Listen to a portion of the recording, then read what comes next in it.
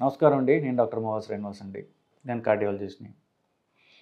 గత కొద్ది రోజులుగా అంటే డిసెంబర్ చివర అలాగే జనవరి మొదటి నుంచి కొత్త వైరస్ చైనాలో మొదలైంది. అది భారతదేశానికి ఎప్పుడైనా వచ్చి ముంచి వేయొచ్చు భారతదేశాన్ని. మళ్ళీ కొంతమంది యూట్యూబర్లు అయితే ఆల్రెడీ వాళ్ళకి ముందు ఏం జరగబోతోందో తెలిసినట్టు ఉన్నది. కొత్తగా మళ్ళీ లాక్డౌన్లు పెడతారు. ఈ టైప్లో కొంతమంది మాట్లాడుతున్నారు బేసికలీ. సో దానికి నిజానిజాలు భారతదేశంలో ప్రస్తుత పరిస్థితి ఏమిటి? యాక్చువల్లీ ఇవాళ పొద్దున్నే భారతదేశం అఫీషియల్గా వాళ్ళ గవర్నమెంట్ వాళ్ళు ఏమి ఇచ్చారంటే, భారతదేశంలో అది ఎంతవరకు నిజమో నాకు తెలియదు, ఒక న్యూస్ ఐటమ్ నేను చూసా. వాళ్ళు ఏమంటారంటే భారతదేశంలో ఇంకా హెచ్ఎంపీవీ వైరస్ లేదు అని వాళ్ళ స్టేట్మెంట్ ఇచ్చినట్టుగా ఒక న్యూస్ ఐటమ్ నేను చూశాను. అది కూడా ఇంటర్నెట్లో చూశాను, బేసిక్లీ న్యూస్ పేపర్లో కాదు. సో ఇది నిజంగా అది అంత కరెక్ట్ అయిన ఇన్ఫర్మేషన్ కాదు. ఎందువల్లంటే యాక్చువల్గా 2-3 రోజుల క్రితం బెంగళూరులో 2 కేసులు వచ్చాయని, అలాగే అహ్మదాబాద్లో 2 కేసులు వచ్చాయని ఇది కూడా మనకి న్యూస్ ఐటమ్స్లోనే వచ్చాయి. సో ఇక బెంగళూరులో 2 పిల్లలు, ఒకరికి 2 నెలలు, ఒకరికి 8 నెలలు, 3 నెలలు 8 నెలల పిల్లలు. ఆ 3 నెలల పాప ఎవరైతే ఉన్నారో వాళ్ళకి పూర్తిగా నయమైపోయి డిశ్చార్జ్ కూడా అయిపోయారు. 8 నెలల పాప ఎవరైతే ఉన్నారో వాళ్ళు ఇంకా హాస్పిటల్లో ఉన్నారు, కోలుకుంటున్నారు. సో ఈ బెంగళూరులో రికార్డ్ అయినటువంటి 2 కేసులు కూడా ఇంప్రూవ్మెంట్, ఒకటి పూర్తిగా ఇంప్రూవ్మెంట్, ఒకటి సగం ఇంప్రూవ్మెంట్, అంటే ఇంప్రూవ్మెంట్ అవుతోంది. ఇంకొక పాప అహ్మదాబాద్లో ఒక పాపకి ఈ వైరస్ పాజిటివ్ వచ్చింది. పాప ఇనీషియల్గా రావడం అప్పుడు కొంచెం బ్యాడ్ కండిషన్లో ఉన్న, వెంటిలేటర్ నుంచి బయటకు వచ్చింది. ఆ పాప కూడా ఇంప్రూవ్ అవుతుంది. సో ఇప్పుడు దాకా 3 కేసులు ఏవైతే రిపోర్ట్ అయ్యాయి అని చెప్పేసి న్యూస్ ఐటమ్స్లో వచ్చిందో 3 పిల్లలు కూడా ఇంప్రూవ్ అవుతున్నారు. ఆల్మోస్ట్ పూర్తిగా ఇంప్రూవ్ అయ్యే అవకాశం ఎంతో గట్టిగా మనకు కనిపిస్తోంది. ఇది రికార్డ్ అయినటువంటి రిపోర్ట్ అయినటువంటి కేసులు. సో గవర్నమెంట్ ఇచ్చినటువంటి క్లారిఫికేషన్ అంటున్నారు ఏదవుతూ, అది అంత నమ్మశక్యంగా లేదు మనకి. ఎందుకంటే 3 కేసులు ఆల్రెడీ రిపోర్ట్ అయ్యి దాని డీటెయిల్స్ కూడా మన చేతుల్లో ఉన్నాయి.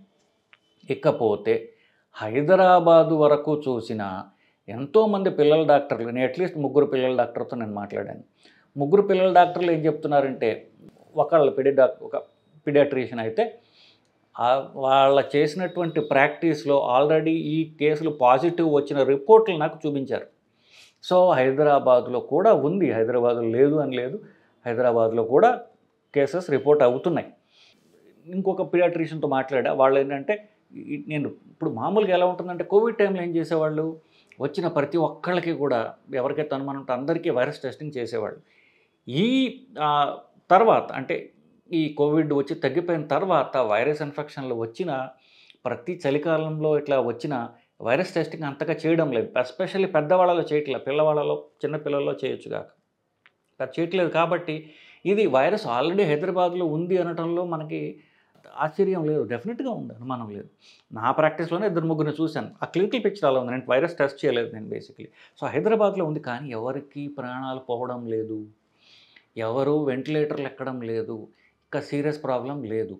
ఏదో వైరస్ వచ్చింది మన తినేస్తుంది అని చెప్పడం, అది అలా చెప్పే వాళ్ళకి నేను ఒక సందేశం అన్నగాని ఒక సలహా ఇస్తున్నాను. ఎవరు, మహాకవి గురజాడ గారు చెప్పారు, సొంత లాభము కొంత మానుకు పొరుగువారికి సాయపడబోయి, దేశమంటే మట్టి కాదోయ్ దేశమంటే మనుషులోయ్ అన్నారు. ఇప్పుడు మనం న్యూస్ ఛానల్స్లో కానివ్వండి, మనకి యాక్సెస్ ఉన్నంత మాత్రాన మనం అంటే ఇంకోళ్ళని భయపడితే మన గల్లాపట్ట గలగల్లాడుతుంది అనుకోవడం అనేది అంత మంచిది కాదు అని నా అభిప్రాయం. మనం ఎదుటి వాళ్ళకి సాయపడి వాళ్ళ భయాన్ని తగ్గించి మనం చేసేది ఎంతో ప్రజలకు ఉపయోగపడుతుంది తప్ప, అసలే భయపడే వాళ్ళు ఇంకా భయపడటం వల్ల మనకి లాభం లేదు. సార్ మన మంచి జరగదు, మన మంచి దానిలో ఉండదు. మనం ఎటువంటి ధైర్యం నింపినప్పుడు మన మంచి మనకు జరుగుతుంది అనేది ఇప్పుడు దాకా జగమరిగినటువంటి సత్యం. ఏమీ లేని దానికి ఏమీ లేదని చెప్తున్నాను కదా. ఇప్పుడు దాకా రికార్డ్ అయిన కేసు చైనాలో కూడా ఇప్పుడు దాకా రికార్డ్ అయిన కేసులు ఎక్కడా మృత్యువాత పడ్డ వాళ్ళు లేరు. ఇంతమంది ఎఫెక్ట్ అయినా అందరూ ఇంప్రూవ్ అయ్యారు. అఫ్కోర్స్ మామూలు జలుబుకి దీనికి తేడా ఉన్నది. మామూలు జలుబు కంటే ఇది మామూలు జలుబు గొంతులోనే ఉంటుంది, ముక్కులోనే ఉంటుంది, ఇది ఊపిరితిత్తులు వెళ్తుంది, పిల్లల్లో వస్తుంది. సో వీళ్ళందరూ కూడా ఊపిరితిత్తులు ఎఫెక్ట్ ఉంటే న్యూమోనియా అంటారు. న్యూమోనియా వచ్చిన తర్వాత కూడా పిల్లలందరూ ఇంప్రూవ్ అవుతున్నారు. ఎవరికి ప్రాణాలకు అపాయం లేదు. సో ఒక పక్క యూట్యూబర్లకి నా సలహా ఏంటంటే, మనం ప్రజలకి ఇప్పుడు మీరు వీడియోలు చేసే ముందు చదవండి దయచేసి. ఈ ప్రస్తుతం పరిస్థితి ఏమిటి? వీళ్ళ జబ్బు ఇంప్రూవ్‌మెంట్ ఉందా? లేదా? అని కొంచెం చదవండి. చదివిన తర్వాత మీ వీడియోలు చేయండి. ప్రజలకి నేను చెప్పొచ్చేదల్లా ఎవరు పడితే వాళ్ళు దేని మీద పడితే దాని మీద మాట్లాడే స్వాతంత్ర్యం ఉన్నటువంటి సోషల్ మీడియా యుగంలో విచక్షణం పాటించడం అనేది మీ వంతు. ఎవరేం చెప్తున్నారు? ఈ చెప్పింది మనం ఎంతవరకు నమ్మాలి అనేటటువంటిది ఆ విచక్షణ మీకు లేకపోతే ఇవాళ ఒకడు ఉందంటాడు, దానికి ఎగ్జాక్ట్ ఆపోజిట్‌గా ఇంకోడు చెప్తాడు. సో, దీనివల్ల మీకు కన్‌ఫ్యూజన్ పెరుగుతుంది తప్ప లాభం లేదు. సో, నా నా విన్నపం ప్రజలకి కాస్త విచక్షణతోటి మీరు న్యూస్ ఐటమ్స్‌ని ఫాలో కండి. ఇది తెలుసుకోండి.